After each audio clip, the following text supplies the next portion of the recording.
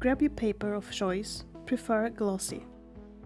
Choose your spray can's colors. I use black and white for this demo.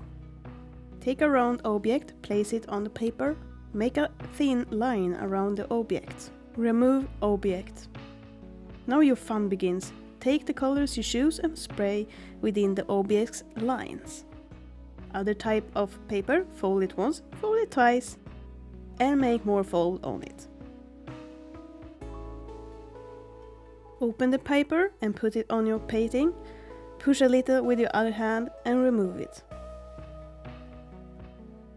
Now let it dry. After, put back the object and start to spray in the background. Choose white color to make stars. Have no idea how to call this technique with fingers. You can stop here if you want, otherwise take the white and spray across the bottom.